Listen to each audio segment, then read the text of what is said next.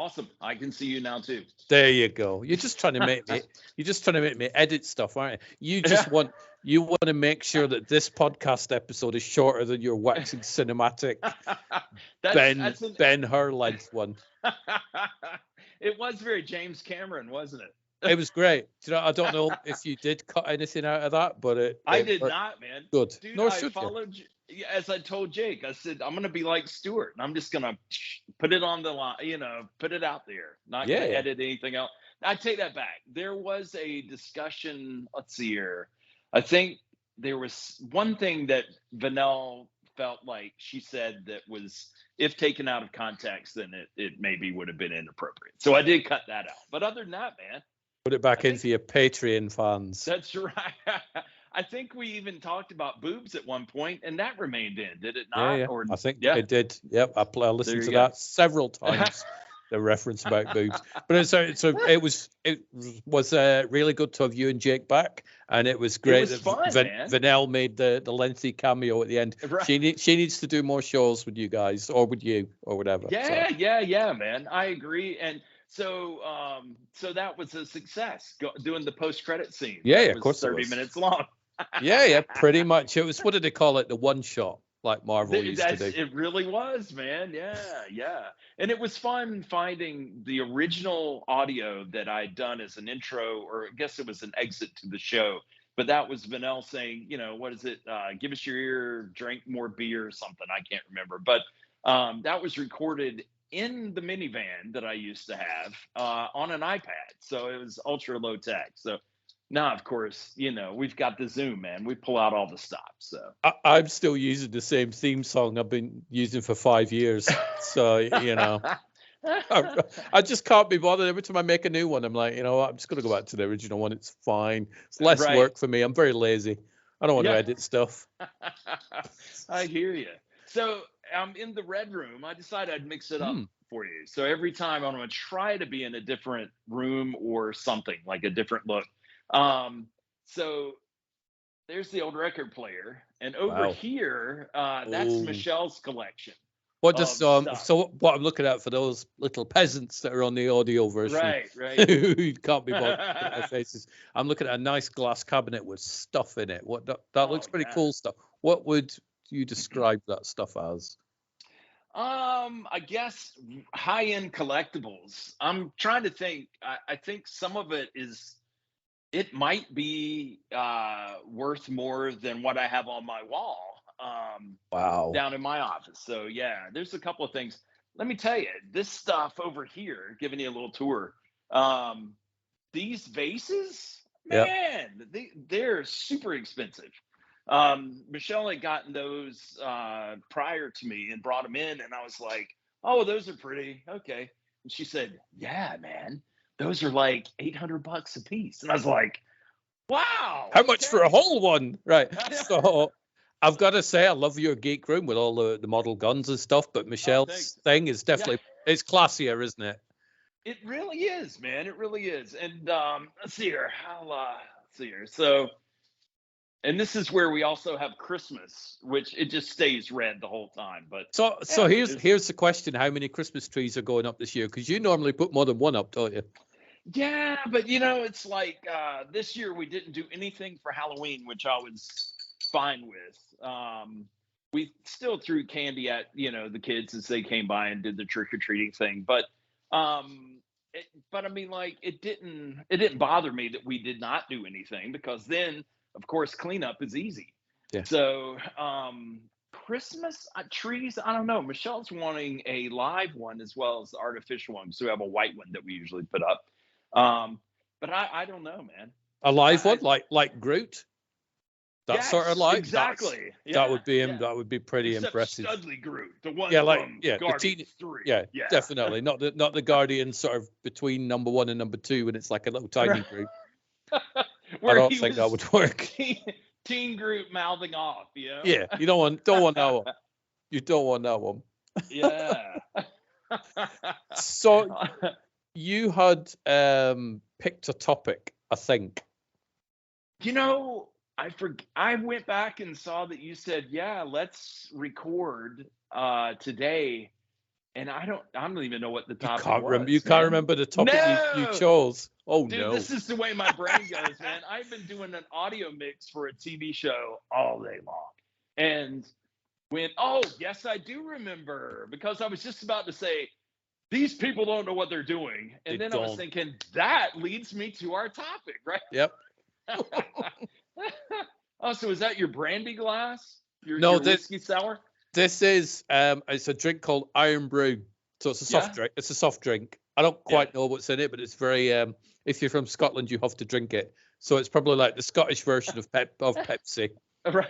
I got you, man. If ever you're feeling tired or whatever, you just drink that. But it is a soft drink. It's not like brandy. Like, oh, hello. Right. You know, I'm in the red room now, so I must drink brandy. That's right. I hear you, man. So the premise of our discussion today was the fact that Michelle and I were out. She wound up not going to work one day, and so we decided we would. She had some other things that need to be done, so we actually had a date lunch. Usually, it's a date evening, and so I forget what led us up to this. To my statement that Stuart, talking like you're not in the room, is one of these unique reviewers who isn't venomous about projects. If he doesn't like a movie, he just won't talk about it. But in this day and age, everybody hates on everything. And then the studios have to say, oh, you're right. Oh, it's a piece of crap. It only made $1 billion the first weekend. What a turd. We're never going to have another one of those until it's very, very successful. And then, oh, yes, we'll have another one of those, But so, and I was very opinionated. If you go back and listen to the huge catalog that is Waxing Cinematic, I was very opinionated about some things. And I guess between Gal Gadot as Wonder Woman, as well as what's his name, the first Spider-Man, Sam Raimi's Spider-Man. Yeah. Both those taught me good lessons that I should just relax and let the filmmakers do their thing, and more than likely it's going to be amazing. So I've relaxed a lot. I'm not so opinionated about movies. There's still one movie, and I cannot remember the name of it, but it seemed like it was going to be a Westworld kind of movie. It's had that kind of premise. It had Thomas Jane in it.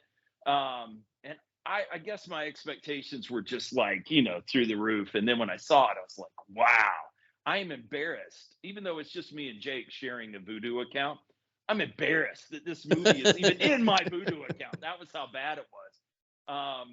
But anyways, but I mean, with the exception of that, and then probably that Punisher Warzone. I haven't gone back and revisited that, but I mean, like the actor, what's his Ray Stevens? Yeah. He was in that. Yeah. Yep. He's done a lot of really good stuff, including being the ever-eating dude who was part of Thor's group in the first two movies. Yeah. So I mean, I like him as an actor, and then he did great in Ahsoka as well.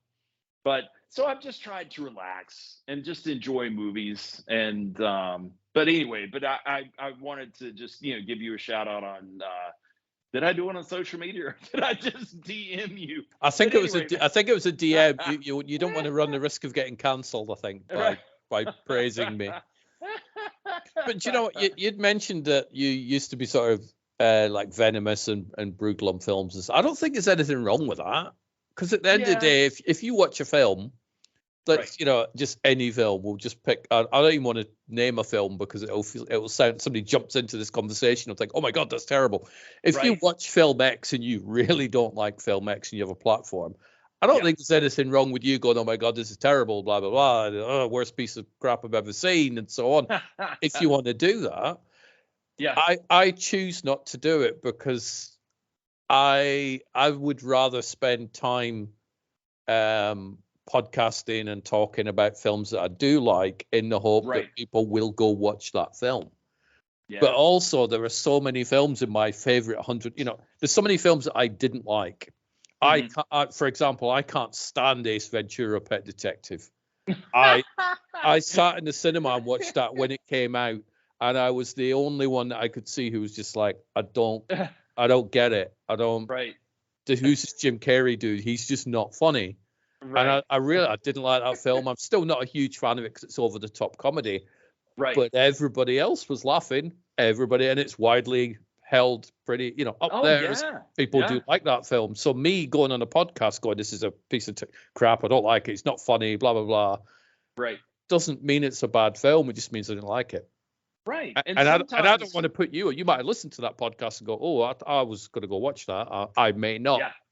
Because that's how strong my thing is. If I say no, people don't watch it. Right. Yeah, there you go. I don't want to put people off. So that's generally why I don't do it.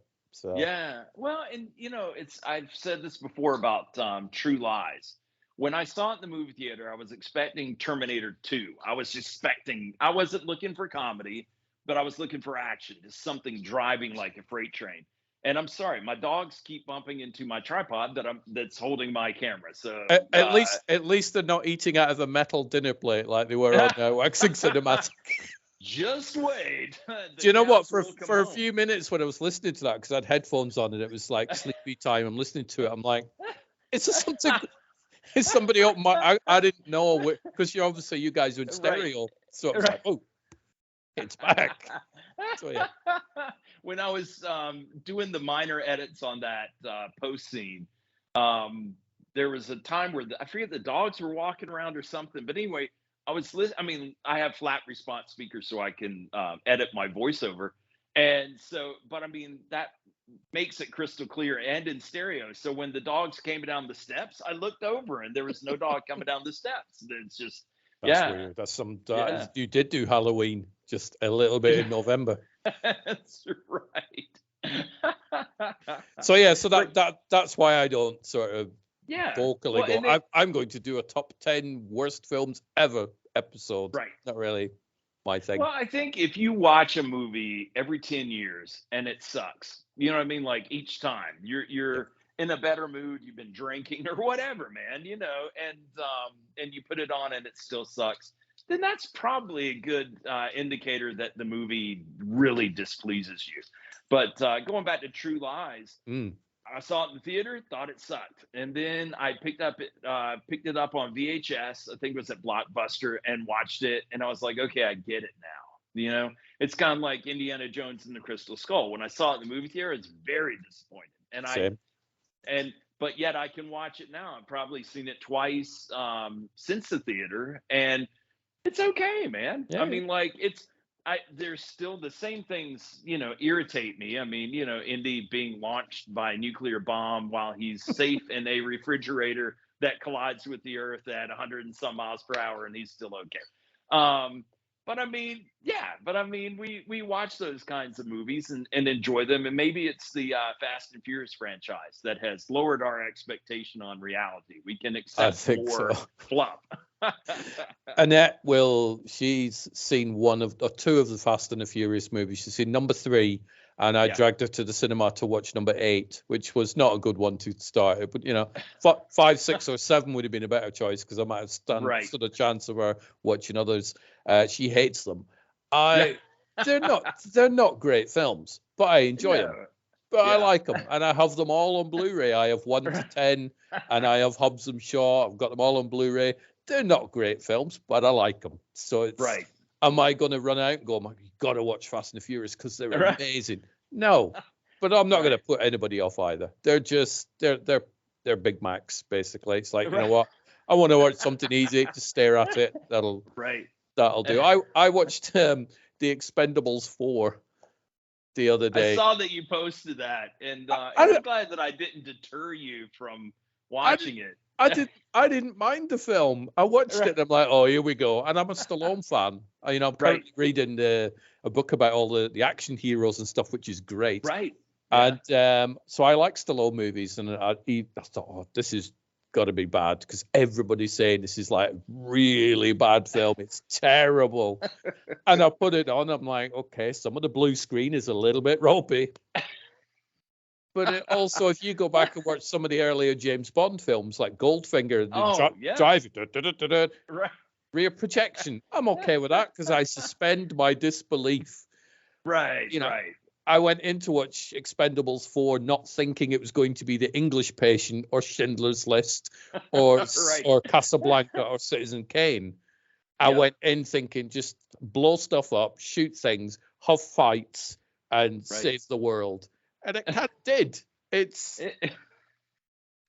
I genuinely didn't mind the film. I thought, I don't think I'll rewatch it very often. Right. But it was fine. I didn't mind at all. It wasn't the worst film I've seen this year, which, so far I think that might be the Meg 2, actually, which I'm not overly blown away with that. That was just really stupid. That is, I've seen the thumbnail every time I launch HBO Max, which is now just Max. And oh my gosh, man. The dogs may need to go for a breather on the back porch now, because Bogley has found this squeaky toy. And so anyway, man. So where were we? Oh, yeah. Meg. So the Meg 2, I have not seen that yet. But I mean, the thumbnails, they're beckoning me every time. So, but I was trying to think on Netflix, and I cannot remember the name of it. It's something like, the light that you never see or something like that. But it's kind of I think it's a 6-episode miniseries or whatever. It has Hugh Laurie and I've got a dog getting into the fireplace. I mean, I really did not expect such a zoo sitting here in the red room. The dog's like, you're welcome for the entertainment. Right.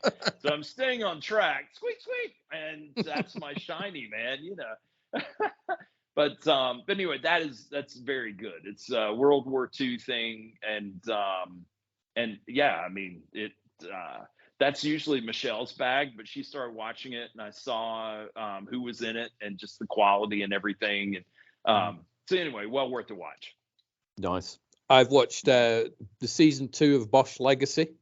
Oh yeah, man. Which is very, very good. Yep, I agree, man. I finished that up this week. Yeah. I went through this weird thing where I thought, right, I just want to sit down and watch something. Yeah. And I put on, because I've still not seen it, Avatar Way of Water. Right. So I put it on, 'cause it's on Disney. I'm sitting watching it. And I got about 15 minutes into it. I'm like, I'm just not in the mood. It just looks like it's a lot of water, man. Yeah. It looks like a cartoon. I get it. I'm not really, I don't like the original Avatar, but I'm not, I'm not like, ooh, can't wait for a second one. I'm like, whatever. Right.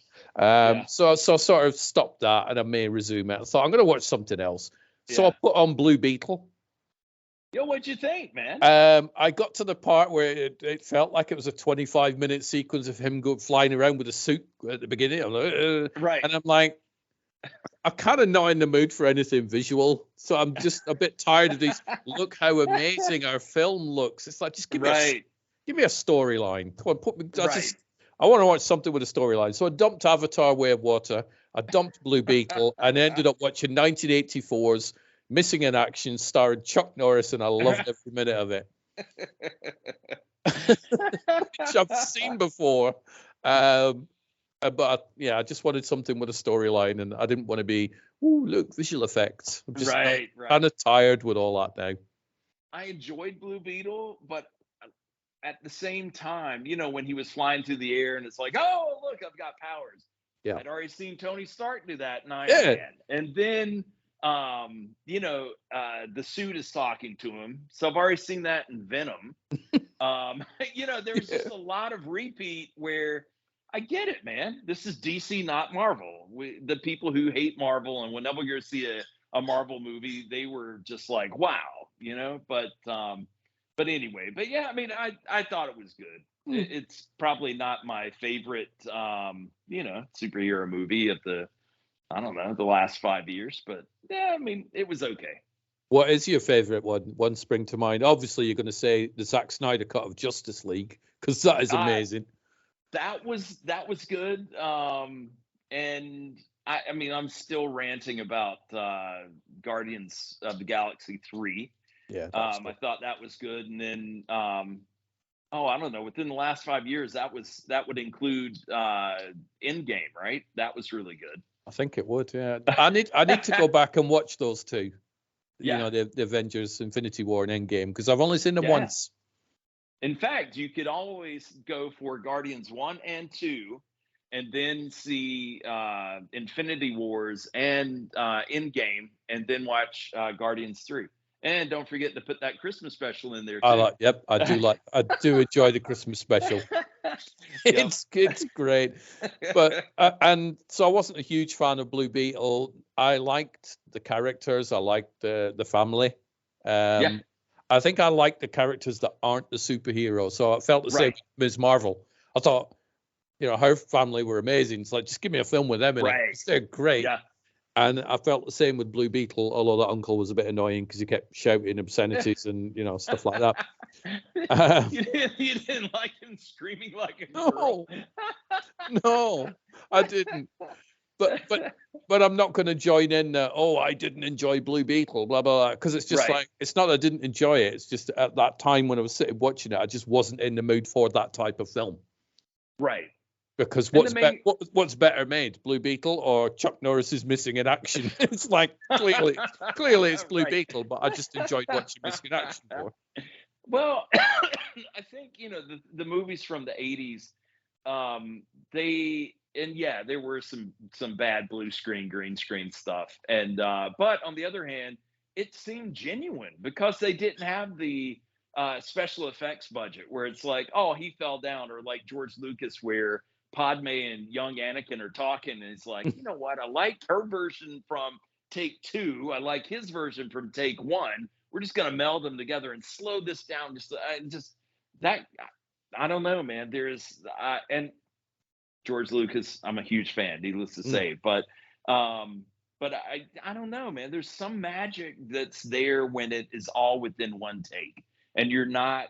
I guess in production, you're trying harder to get it right versus we'll fix it in post. We have enough, with After Effects and whatever digital platform you edit your videos and stuff in, and I don't know, man. It's just I felt like if Stallone was hanging, what was that, cliffhanger? Cliffhanger.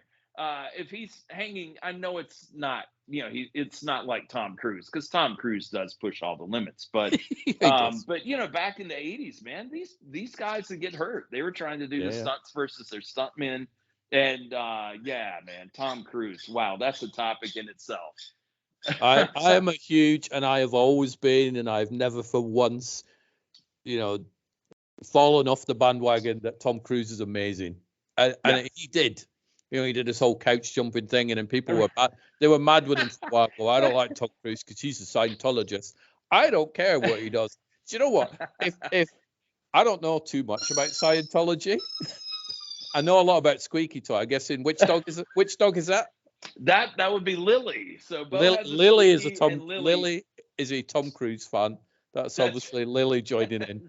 That's her version of people go, I don't like Tom Cruise because he's a Scientologist. It's working for him. Whatever Tom Cruise is doing, it's obviously for Tom Cruise. I would say it's working for him. He's got a pretty good life. So do you know what? Let him do it. It's fine. Right. I'm okay. Now, is he going around door knocking? Like, did he come by your house last week and then come by he did. My house? Well, he did actually, yeah. Jumped on. I'm like, Tom, stop jumping on my couch. But you've got to see the tent. Like, yes. But I mean, so really, he kind of, I've never heard him openly say Scientology is the way, man. You're an idiot if you don't accept me and my Scientology. So I mean, he's not annoying like that. Some people are much more pushy with what they believe in, and that can be abrasive, and it can hurt movies. There's one actor who I don't have a problem with, but my daughter says, due to his politics, I can't watch him in anything. And so, okay, well, I'm going to still enjoy all the movies because that's not that actor. That is that character if they're good enough. So. Yeah. And I think that's where certainly social media that's insane at the minute. I saw something last week, which I've forgotten the actor's name, but he plays Will in Stranger Things. He wasn't a great character in the last season anyway. He's kind of annoying, but But so the actor within the past couple of weeks had shared some sort of sticker about the Middle East conflict or something on his Instagram or TikTok or whatever it was. Right. And I'd seen somebody share the video, and then I was looking at the comments, and I would say 75% of the comments were, well, I'm not watching Stranger Things again. I'm done. You're like, really? Because one person in the show that you love has done something you disagree with. Right. Fuck that show. I've loved the show since the beginning. I'm not going to watch it anymore. Really? Right. Yeah. It's like, just get a grip. Yeah. I don't get it. I really don't understand it. Yeah. Yeah. I don't either, because, you know, and I've had some very conservative friends who are actors, and you know, they would land a role and then they would tell the director, well, but I'm not going to do a kissing scene because I'm married. I'm like, you're a character. Yeah. You shouldn't have taken the role if you're not going to commit to being the character. Anyway, it'd be kind of like, I don't know, if some dude was playing a lady, believably, or vice versa, and then you know, it's like, oh no, I can't, you know, dude, it's a character. Yeah. You know, so it's just a weird world, I think, and I think online doesn't help. That's it, really. No. And do you think it's worse? Maybe we've already had this conversation, but is it worse after COVID? Did that empower people to feel like, you know, well, I can bully on social media and feel the power? You know, it's nuts, man.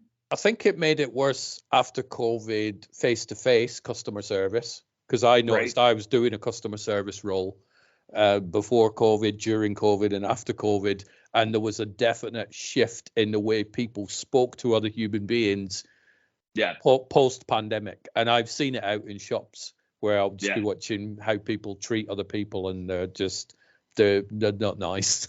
You know, they're not violent. They're not violent or anything, but they just can't. You know, I've paid for something, it's not working through no fault of yours, but you work for the company, so I'm going to just scream at you until I get what I want. It's like, that doesn't, no, it's insane. I just don't know whether it'll shift back again or not. I don't know either, man. I was kind of hoping that Ted Lasso, you know, especially the final season, would just, you know, spread love and joy around the globe. But I guess enough people don't watch Apple TV Plus. And while you're mentioning that, I got a message for Jake Almond. Watch Ted Lasso, right? Watch it. I had the same thing, and I heard you guys talking about it. Is when the first season came out, people would go, "Oh, Ted Lasso's amazing." I'm like, okay, what's it about? No, it's a football manager. I'm out. Right. I'm not a football fan. I don't know anything about football. I'm like, I kind of know the basics, but I don't know, or soccer, as they call it over there. But after Ted, I call it football now. Everybody cares. You got to watch it. And I'm like, but I don't like football. Well, it's like, just watch. And I watched it and I was hooked. You don't need to know anything about football going into Ted Lasso, because it's not about football. It's a show that happens to be set in the world of football, but it's not really a show about football. It's a show about making you feel good and be happy and make your life better. Believe. And so you don't have to like football, you don't have to know anything about it, but you will love that show. That and the one you put me onto, Shrinking, which is also the other show that will also make your life better, because Harrison Ford in that is amazing. He will brighten your day. He'll make you forget about fridges. Right. So but no, it's got worse. I think online has got worse. I think a lot of people seem to have this sense of entitlement when it comes to films. Right. So it's like, you make a film, I pay money for a ticket to your film. I don't enjoy your film. How dare you? You've made me waste my money. Whereas I look at it, you've made a film. I choose to spend my ticket money on your film. Nobody's forcing me. I choose to do it. If I don't like it, oh well, I'll just watch another film and I'll pick more carefully next time. Is the way I look at it. It's almost like going to a restaurant that you know, I mean, it's new in town, or maybe it's old under new management, you know, that kind of deal. And you go and you just take a chance. Hey, I'm going to have the steak or the hamburger or whatever. And it can either be great and you want to go back, or, you know, you're never going back in there again, but you're going to finish eating it, you know. But yeah, I think movies and talking about just anyone who completes their movie, I applaud them. And I don't know that that was always the case. I think I felt like every movie should entertain, but every movie isn't for me. Every movie is for somebody. Mm. But yet, in little pockets of demographics and stuff. But the one and only time I talked to Ben Browder on the phone, the dude from Farscape. I don't know if you ever saw that or not, but I think his character's name was John Crichton. But yeah, we were talking about movies. We were trying to get him in a movie that I produced quite some time ago. And but anyway, but yeah, he was just like, no matter how independent, if they complete it, that's that is a feat in itself. So But then there's a lot of keyboard warriors that don't even go, well, I'm not. I remember having a conversation with Yeah. Stu Miller saying if there was a film that cost $300 million and a film that cost $10,000, right. would you cut the smaller budget one some slack if there's mistakes? He went, no, I would judge them the same. And I'm like, no, that's wrong. Yeah. That's wrong. Because if you've got Yep. a big budget and enough time, you should be able to fix any problems. Obviously it's time and money.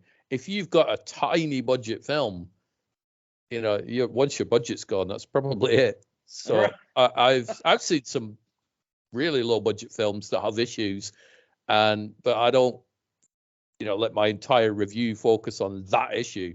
I'll always find something good in a film. Because there's something good in every film, even the films I don't like. There's always something about it. Yep. I think there was some movie that I thought was great, but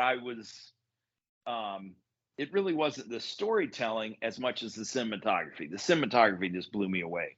And I wish I could remember what the name of it was, but I told somebody to go see it, and they were like, what a turd, man. There were plot holes, there was this, there was that. And I was like, oh, I was just talking about the cinematography, so but we shouldn't have to explain our answers to that degree. I mean, it's Jake sent me the news that Howard the Duck is going to be out on Blu-ray.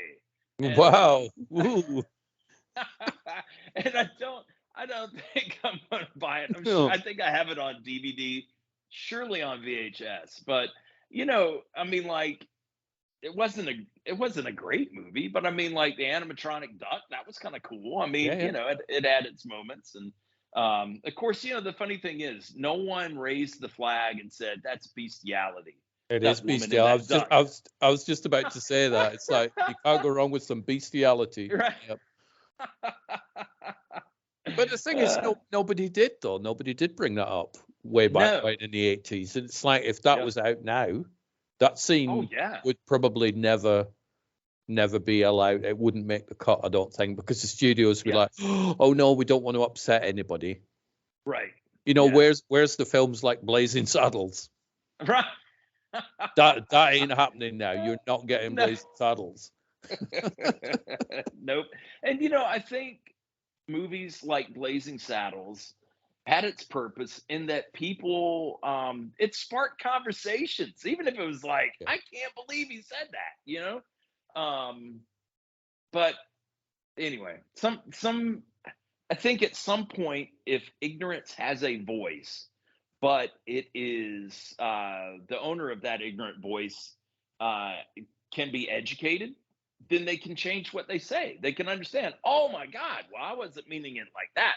I wasn't meaning to be so offensive, But you can't, online, you can't have those conversations. Discussion has gone. Oh, 100%. And it's like, I had people unfollow me because I bought Hogwarts Legacy, because how dare you? You're putting money in J.K. Rowling's pocket, and she's homophobic or transphobic and all that. So I'm like, I just want the game because it looks really good. I'm pretty sure J.K. Rowling wasn't sitting there coding this thing until 3:00. So it's like, but yeah, genuinely, I got blocked on Twitter, only by a couple of people that I'd known for years. I'm like, really? Right. Get a grip. Yeah. But there is no discussion. Certainly not online. It's like, I'll either join in and get trolled, or I'll just shut up and avoid the whirlwind. Yep. But it's there have been so many times where I've just had some odd thoughts ponderances, if you will. I don't even think that's a word, but you get what I'm saying. It is And now. and so I would think, well, this would be something kind of interesting to share on Twitter. And then I'm like, it's not worth the effort. It's not worth the headache. I don't have enough Tylenol for this investment of my time. 140 characters, or I think it's 280 now. But yeah, man, it's because people can take things wrong, and it's, I mean, good Lord, man, whoever has not said something asinine before in front of a lot of people. Me? No, I say it all the time. I sometimes say it on purpose. There was a podcast I listened to called the Hollywood Outsider, and Aaron, the host on that, was sent a screener for a film called, I think it was Into the Fire, starring Amber Heard. Oh, right. So he'd watched the film, he'd enjoyed the film, and he wrote a review going, I liked the film and she was really good in it. And he posted the review, and the social media wave went after him. Because on the episode after, Aaron's like, I can't believe this happened. All I did was say I liked the film, which I did. Right. And they all came after. So I'm like, I want some of that. Yeah. So I chased up a screener for this film, and I watched it, and I enjoyed it.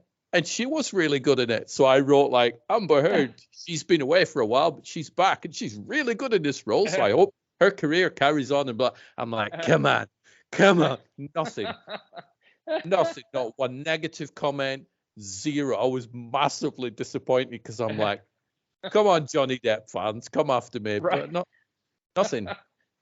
Well, too, there are movies that are phenomenal. And then, somebody will be canceled, right? One of the main actors. And then, so what, we're supposed to, like, burn our our Blu-rays? Are we supposed to just abandon this, even though it's a phenomenal movie? But while he was doing this, he did something that we didn't find out about for 15 years.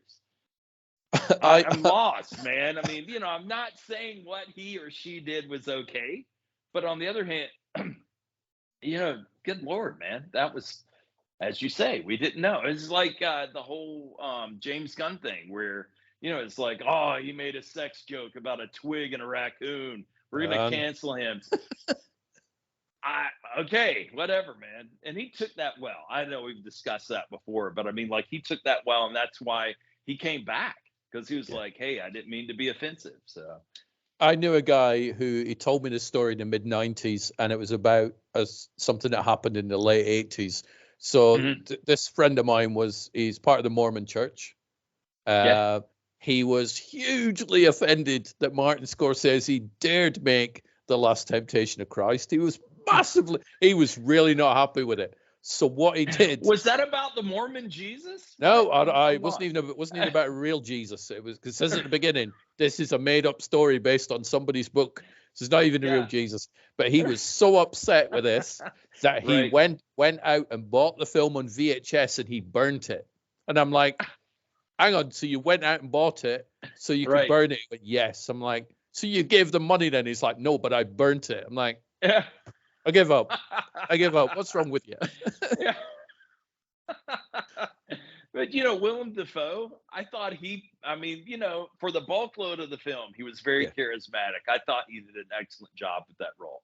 I love that. No film. one will watch it now. Huh? Oh, I love it. It's Peter Gabriel soundtrack and all sorts. Right, man. Really good. Yeah. But it's just, I find it weird when people go out and pay money for something and then so they could just destroy it, or there's a film coming out and it looks terrible. It looks awful. I'm going to go watch it so then I can go talk about how much I hated it. It's like, life's too short. Just go watch something you want to watch. Right. Crazy. Obviously, everybody's going after the Marvels at the minute. Oh yeah. But people who have ventured out to see that? No, I haven't seen it yet. I think I've only ever seen 2 or 3 Marvel movies at cinema. I think I saw The Incredible Hulk, the Edward Norton one. Right. And Guardians 2 and Guardians 3. I think are the only Marvel films I've ever seen on the big screen. So, but yeah, people are mad at the Marvels. Not because it's not a good film, people who've watched it like it, but they're mad at Right. it because it's got Brie Larson in it, and we don't like her. I don't know why they don't like her, but a lot of people just don't seem to like Brie Larson. They're mad at it because it's the shortest Marvel movie. Guess what? There's got to be a shortest Marvel movie. It doesn't matter how long they are. There's got to be one that's the shortest. Right. And they're well, mad I mean, at after Endgame, I think they're all short, right? I think they are short. And they're also mad at it because it only made $47 million in its opening weekend. You're like, well, why does that affect you? Unless you're Disney, Marvel, or Brie Larson, or whoever, it doesn't affect you, so don't worry about it. But they're all mad at that. Yeah. Now, and then somebody was saying something about, they introduced the X-Men and it was the wrong X-Men. And it's like, dude, I mean, like, Disney is all about making money. And I'm glad to see them finally using mutants. And I haven't seen the movie. It could all be fictional, man. It could just be one big rickroll by Disney saying, go see the mutants in this movie. It's just these are supposed to be adults but they're behaving like children that don't want vegetables, aren't they? I don't want vegetables. Throwing them all over the room. It's like but the funny thing with vegetables, after you're an adult and you pick up that raw carrot and you're like, I'm gonna hate this like I was a kid, and you dip it in the ranch dressing or whatever, it's damn good. It's quite nice. Well, let's try this raw broccoli. Surely this will suck. No, it's good, But you think, how many movies have you watched this year where you watch them and you get mad after watching it? You're angry. And none. It's none. No movie that's made me angry. I mean, like the Expendables 4 was disappointing, but it didn't make me angry. But at the end, Michelle and I looked at each other and it's just like, yeah, we won't watch that again. But I mean, that was it. I mean, you weren't like in a really horrible foul mood, and there's no smashed glass or anything that I can see. So right. But did you hear? So we can spoil Expendables 4. I'm gonna ruin it. You know what? Don't worry about it. It's fine. Even if we spoil it, you're still gonna get the same level of entertainment out of the film, even if you watch it again. 100%, man. Yeah. So the whole sort of scene where the guy from the raid, it was good to see him in it, as the bad guy. He's in Libya, and he's like in this industrial plant trying to find something. And then in America, which is not next to Libya, there's a phone call going, "Hey, the guy from the raid's in this plant, and he's trying to find something." So the Expendables all get on a plane. And by the time they get to Libya, the guy's still in the plant. Right. They've got a really fast plane, or somebody's moved Libya. I don't quite know what it is. They haven't explained that. That one happened until Expendables 5, but they learned how to pinch time space. So they hit that hyperdrive, and then they were in Libya. So that was weird. Right. Well, I mean, and then you have Barney flying the plane, and it's like, I'm coming in. I'm like, dude, we've been watching you come in. Yeah, it's just like, go in. This is like in I can't remember if it was Fast and Furious. What was it, 6? Where they had like the runway that was obviously 10 miles long. 28 miles long. Miles. People have actually calculated how long that runway is. It's like, really? So by being so distracted by that, the most impressive thing with that fight sequence was somebody making Dwayne Johnson look small. I was like, wow, man, look at this dude. So Expendables. So Expendables 4, go ahead, man. Megan Fox being in charge of the Expendables, that was weird. Well, and why did she have to keep those crop tops on?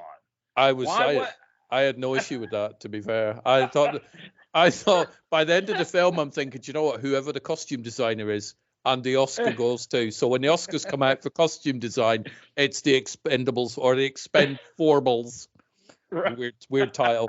No, I had no issue with the costumes, but she's a weird casting choice for that type of movie. Because she's not an action hero. It's like you're in Transformers. You're in like a couple of Transformers movies, and then you got sacked because you. Bumblebee to show up. I was. Yeah. so that was weird. Yeah. I thought it was very ballsy killing Stallone off. Yeah. because they did that, and I'm like, I'm not happy with that. And it was only later on in the film I'm like, surely they can't have done that. And funnily enough, they hadn't. But do you know why that was? No. I looked into it and I found a genuine story why that was. Yeah. So the producers of the Expendables 4, not like 1, 2, and 3, it was pretty much Stallone's thing, wasn't it? He's like, I'm going to do this, I'm going to do that. Oh, you come over here. You know, he did it. He was the man. Right. He was the Vin Diesel type control of that. Expendables 4, he wasn't. So he wasn't happy with the script. He didn't write it. If you look at the writing, he didn't write it. So he's like, fuck this, I'm off. I'm not doing Expendables 4. And somehow they got him back. And he's like, fine, I'll come back, but I barely want to be in it. Which is why he lasts like 25 minutes at the beginning and then he pops up at the end for 5 minutes. So he'd spat his dummy out and you know, somehow been forced to come back in to the movie. But that was, I mean, then look, I'm all for things being ludicrous, but I mean the fact that what was his name, Little Joe or whatever, the dude, the body, little shrimp or whatever, something something or other, wasn't it? Yeah. So I mean, you have Stallone, right? You know, and then you have little Shrimpy Dan or whatever.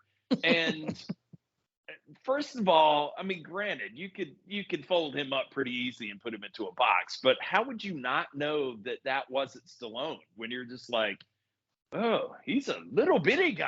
Well, he's tiny. But it was weird. Yeah. But yeah, so I enjoyed it for what it was because my expectations were stupidly low. I'm still like this on Jason Statham. I don't know whether I like it. In some things, he's never going to win an Oscar, but you know, in some films, he's entertaining. Yeah. So when did you encounter him first? It would probably have been Lock, Stock, and Two Smoking Barrels, I suspect. There you go, man. Yeah. Yep. So it would have been around that time, and Snatch and all the sort of Guy Ritchie stuff and whatnot. Yeah, which they were all fun. And then the I never can remember the name of the movie where it's he and Dwayne Johnson's character, both from Fast and the Furious, where they have their own movie, which was kind of funny because Vin Diesel was like, oh no, man, I don't want to have anything to do with Dwayne Johnson.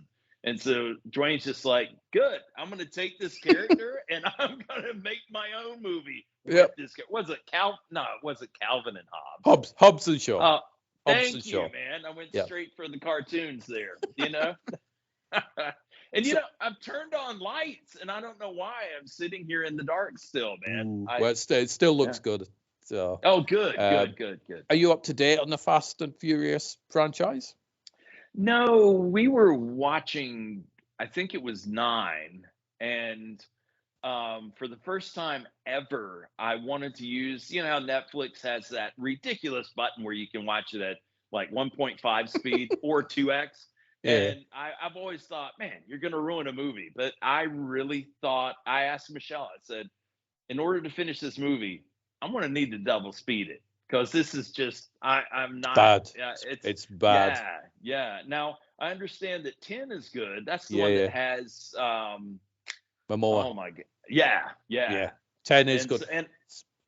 So with the Fast films, 1's pretty good. 2, I mean, they're all okay. But once Paul Walker departs at the end of 7, then number 8 is not good. Number 9 is worse than number 8. Number 9 is rough. It's a rough film. That's where Paul is babysitting his kids, right? Yeah. So his wife can go kick ass. Yeah. 10 is better. 10 is definitely better than glad, 8 man. or 9. But it's worth watching for Jason Momoa. Jason Momoa looks like he's having so much fun in Fast X. That it does end on a cliffhanger because we're going to get another one. So maybe you want to hold off and just, watch it ends on a real cliffhanger. Have you seen Mission Impossible Dead Reckoning? Yes. So you know how that kind of ends on a cliffhanger, but it also doesn't really. It's self-contained, but you do want to know where it carries on. Fast X doesn't. Right.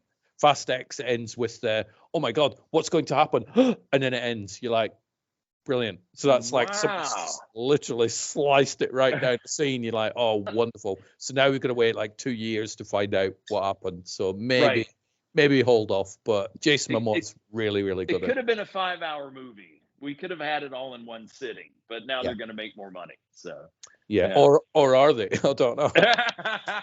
I've heard that they're going to do 3 more, man. Well, no, I think they'll do 2 because it was just before Fast X came out. Vin Diesel's like, the fans demand a trilogy. They're like, do they? I've not heard any fans saying we want 3. We're all right with 2.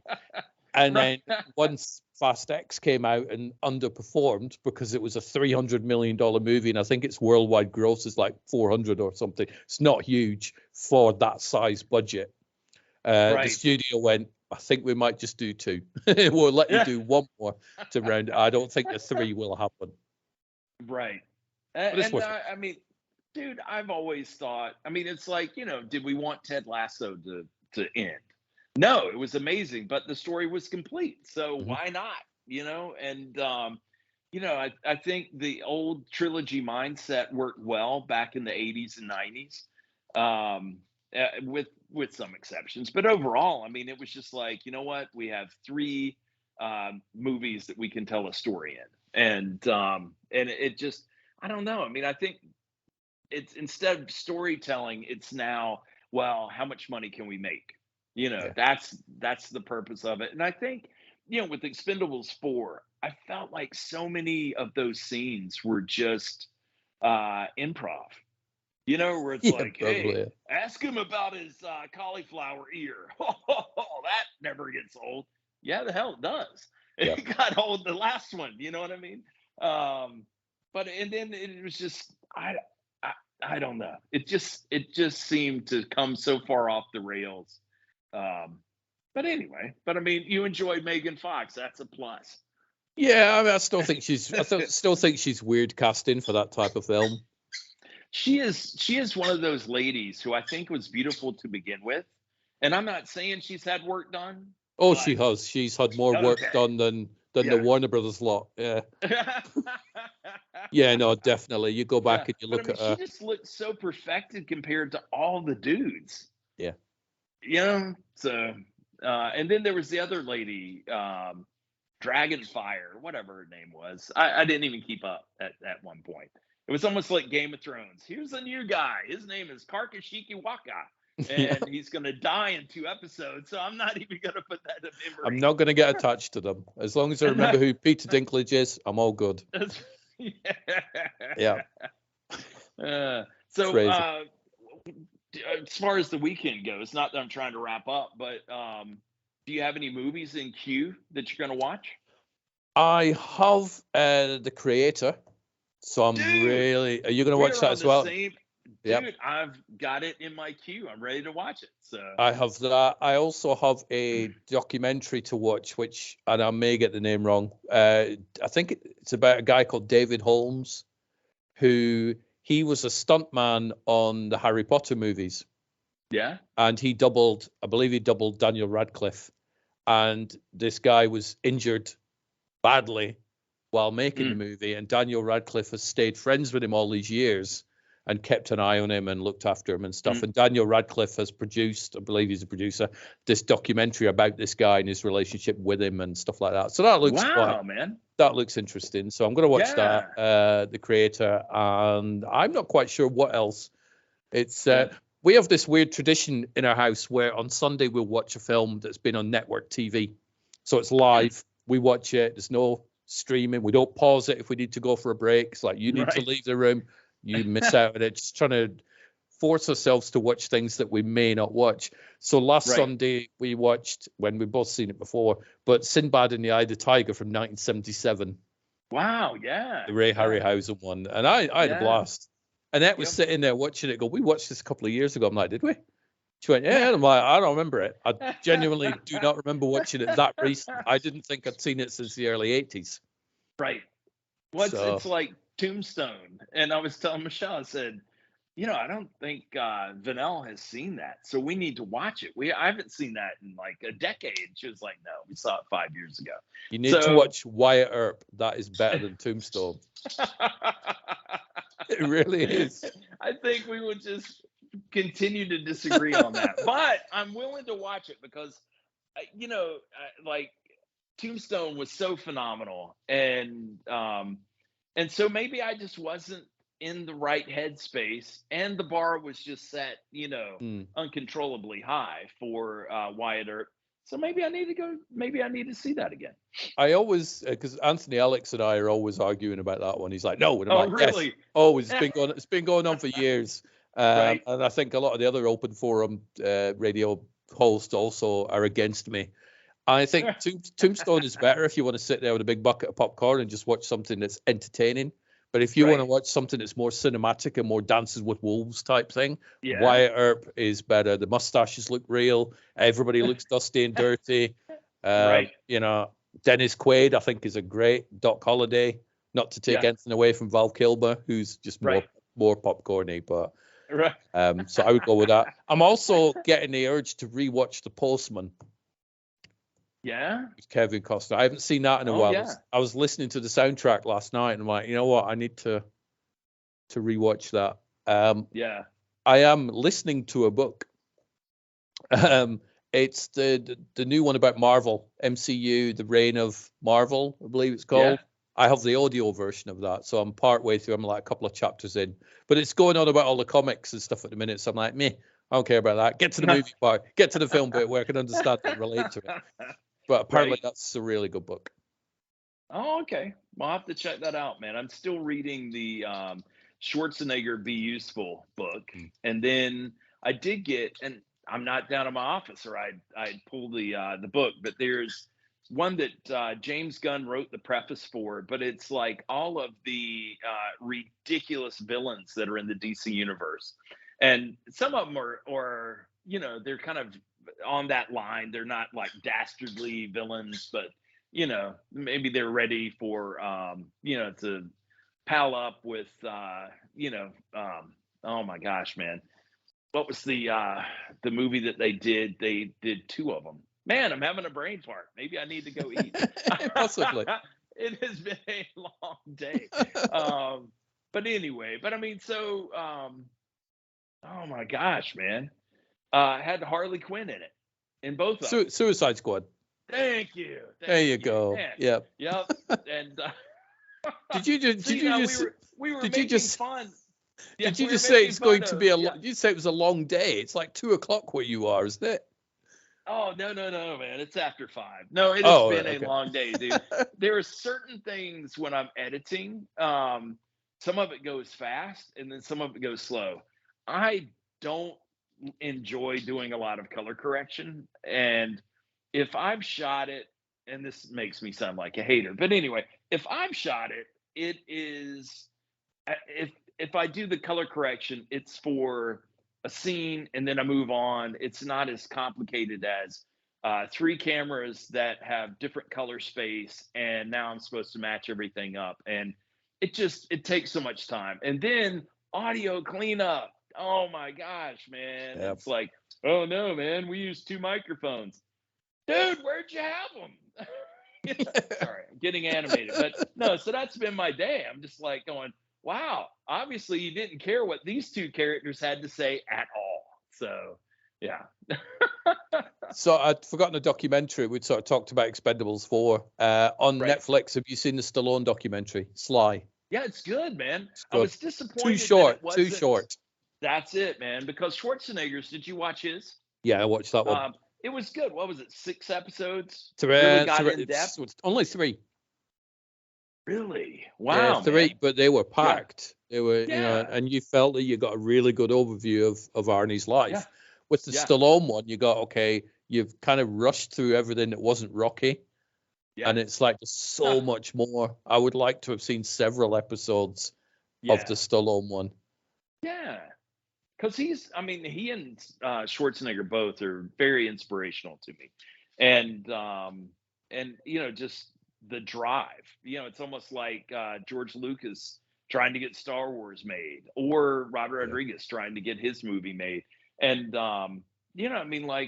it takes a lot of effort. And so I wish that they had told us more about Stallone and everything that he went through. But it's interesting. Both of them had Schwarzenegger and Stallone both had that same kind of dad, where it's just like, Mm. man, Especially beat you in the down. Stallone one, where it shows the footage of him smacking him right in the back with a polo stick. You're like, that's horrendous. But then here comes the shot where his dad's like going, "Oh, hey man, this is the first time I played polo with my son. It was awesome. It was It's like, amazing." you I'm nearly like going, "You're a douche, broke dude. his What?" back. But I've been reading this. Obviously, we know about the rivalry between Stallone and Arnie through the Yeah, 80s and the early 90s and stuff. But in this book I'm right. reading about action heroes, it goes into all that stuff. So when Arnie was making Commando, he made sure that his knife was 1 inch bigger than the one in Rambo 2.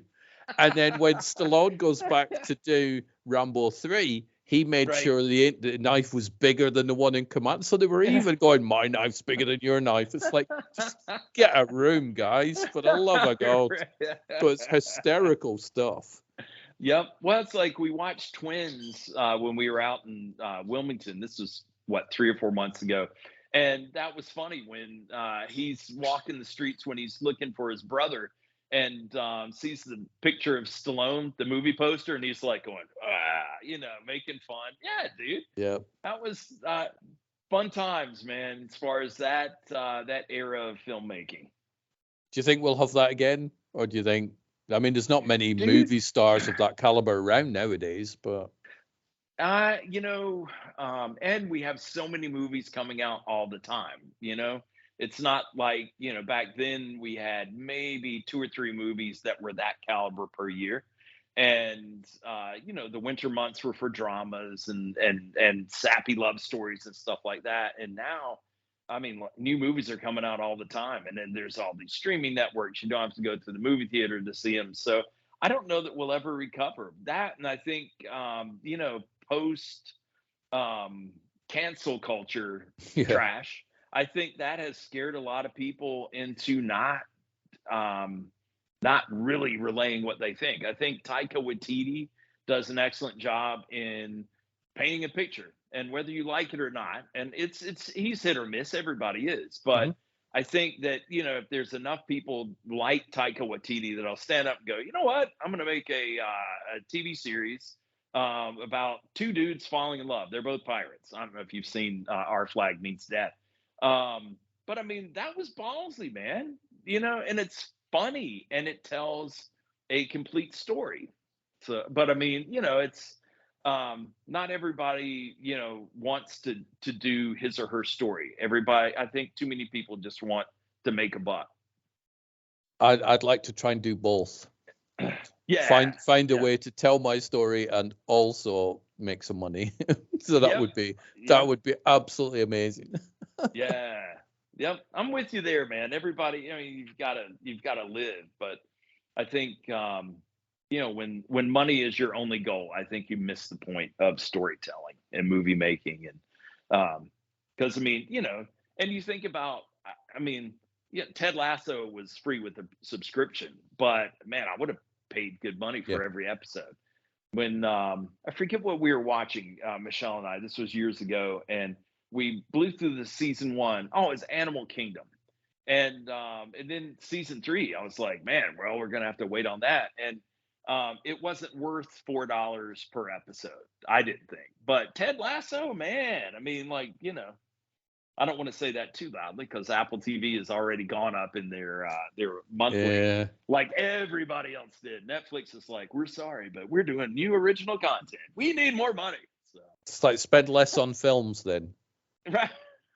And I suppose this goes down to the entitlement as well with the whole canceling culture idiots, where they're like, I can't afford all the streaming platforms.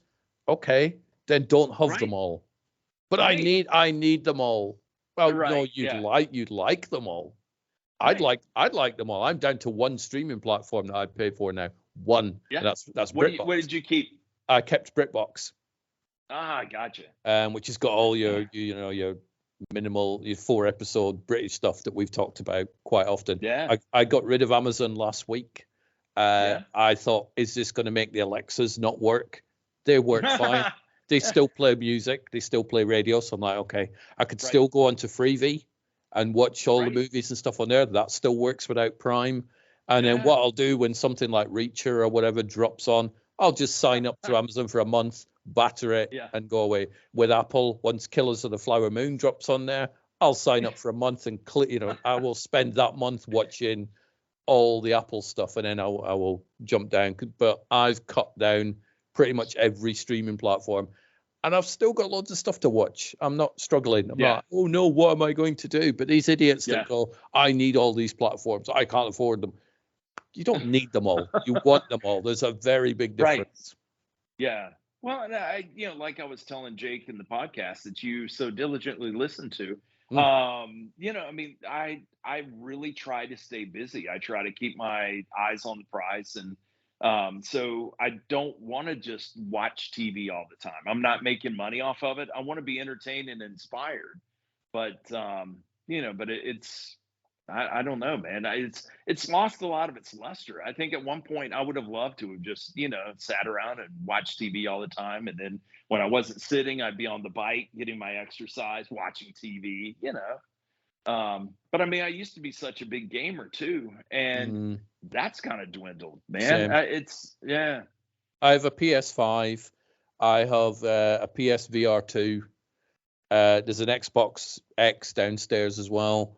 And to be honest, with the PlayStation 5, I'm just like, there's nothing I really want to play.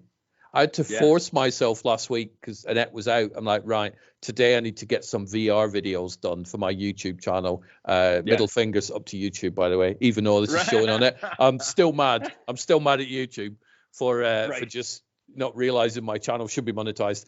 But I had to force myself to get them done. Shouldn't be like that with gaming. You should be like, yes, play some games, but there just isn't anything. I've kind of got out of the gaming obsession, which I quite like to get back into, but well, and I think for me, if I don't finish a game and then I put it down for a year, which is the case with so many games, and then I pick them back up and I'm mid-game, which means I'm dealing with mid-level bosses.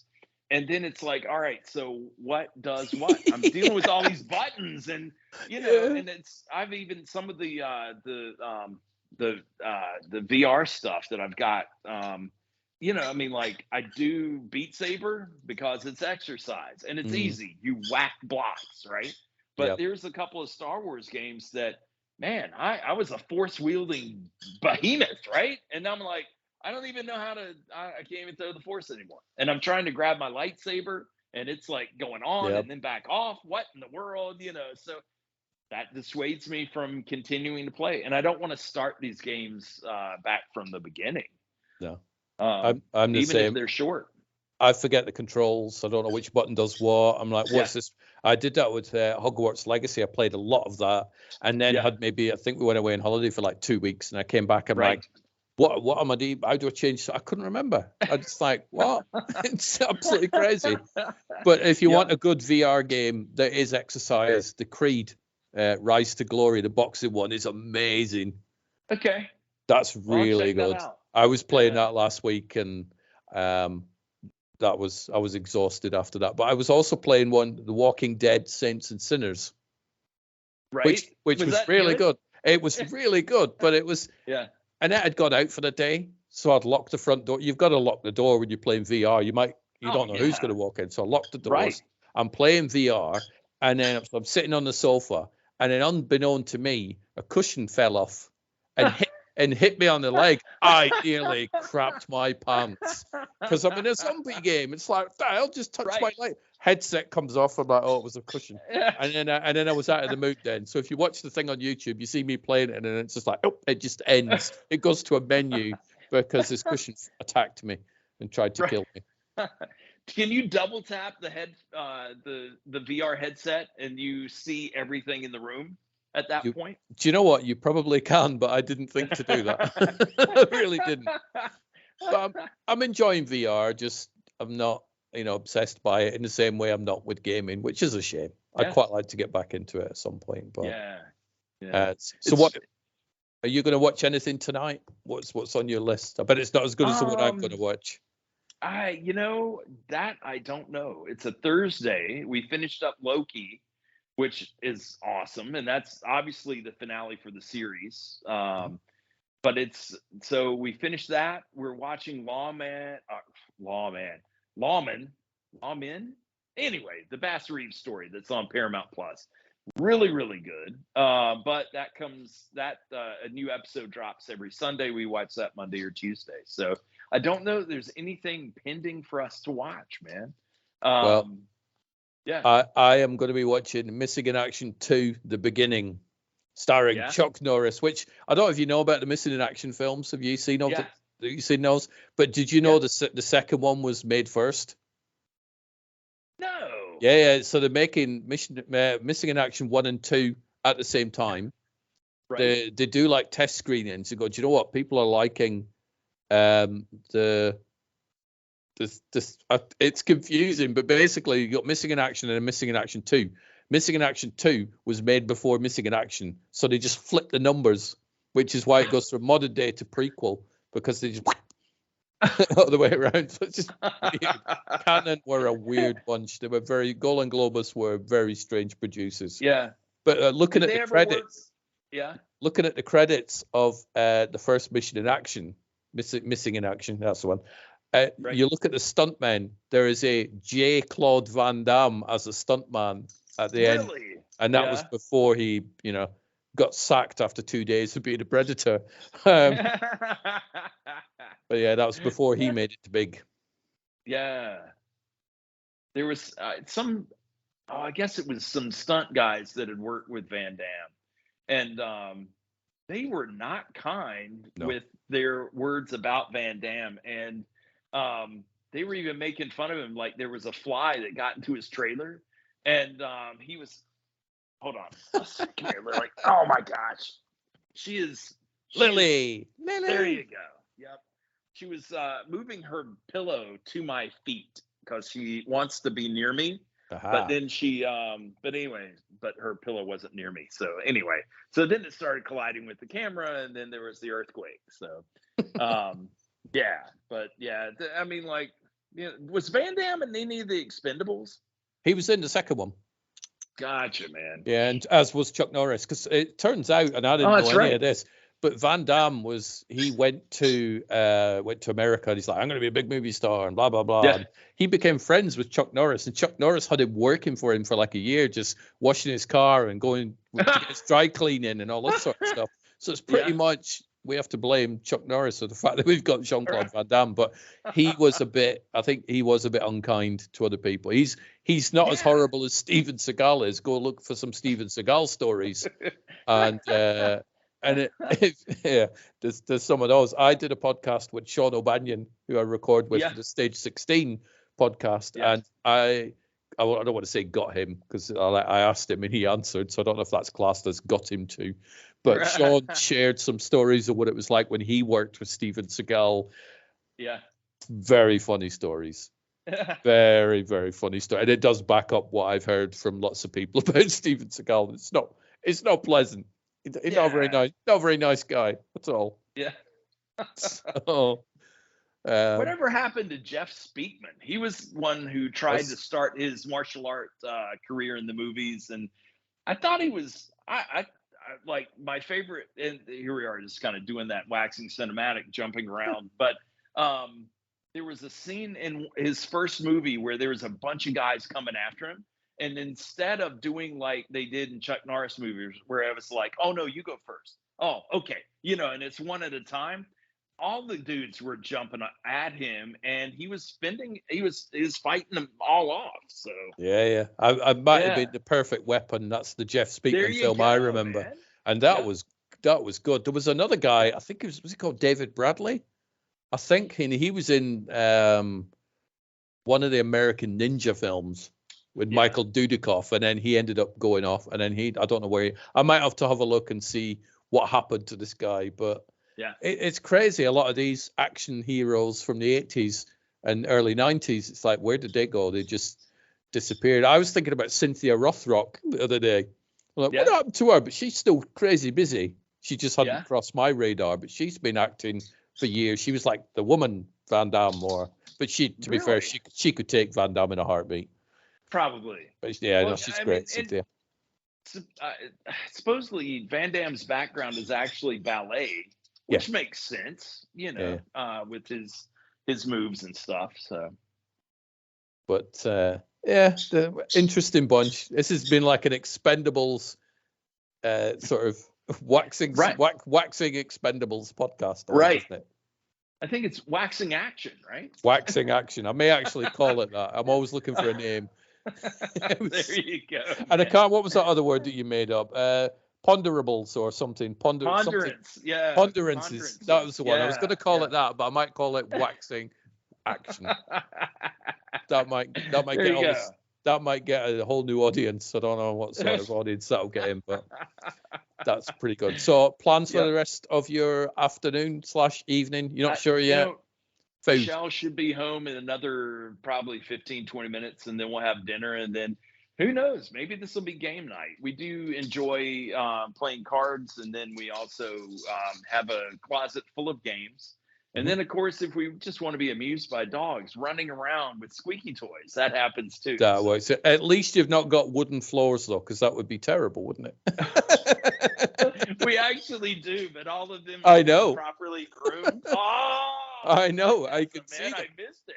Yeah. Especially when you're listening to the Waxing Cinematic podcast and you hear them coming from whatever direction, right? Yes.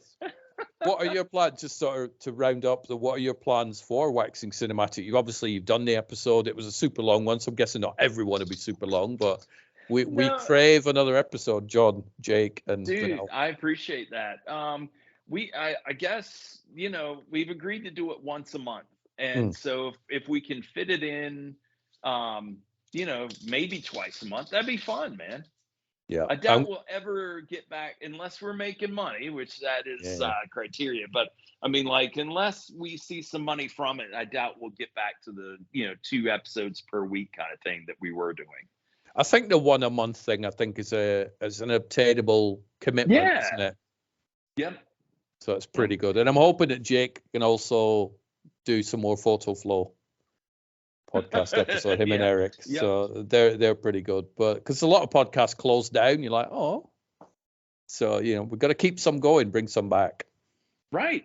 And it was fun. I mean, actually having Jake in the house, and next time we'll try to, YouTube it or something where we can actually interact with people. But I mean, having him here, I think it changed the dynamics, because doing a Skype thing, you and I have great rapport when we're doing this ultra long distance. But Jake and I got so used to just being live in each other's face. That just kind of, that was something we were missing during COVID when we were trying to do our Skype sessions. So yeah. But no, thank you for doing that episode. It was great. I enjoyed listening to it. So well, good, man. It is good stuff. But I will let you go for now. I'll let you go deal with the dogs and see what they need. I think they're craving your attention, John. I think, that, since daylight savings time ended, then they think 4:00 is mealtime. They still haven't gotten around to what time it actually is. So nobody thinks about that with animals, do they? They don't care, man. We know the clocks change, but the animals don't. Right. But to be honest, my stomach still is like, dude, we need to eat lunch at 11:30. Yeah. Eat when you're hungry. That's my philosophy. Just if you're hungry, eat. If you're not, then don't. Yeah. So. Hey, so let's catch up about the creator and send me that documentary with the Harry Potter and the stunt guy. I will do. Because I'm sure that's not the title, although it's catchy, right? I think it's on Harry Max. Potter and the stunt guy. Have you got Max? Yeah. I believe that's where it is, and it's I'm sure its title is just, so if you just put David in, I'm sure, and it's David in, and it's his surname. I think it's Holmes, but it dropped I think a couple of days ago on Max. So awesome, it should be there. But if you do struggle, let me know, and I'll sort that out, and I'll see what I can do with that Marvel thing as well for you. That the audio. Sounds good, dude. So, all right, John, dude, you enjoy. As always, it's great catching up with you, and maybe one of these days. I'll leave the dogs in a separate part of the house, and it'll be quiet. One day, get Jake round, and we'll do this, and we'll just do a podcasting casserole. Mix it up.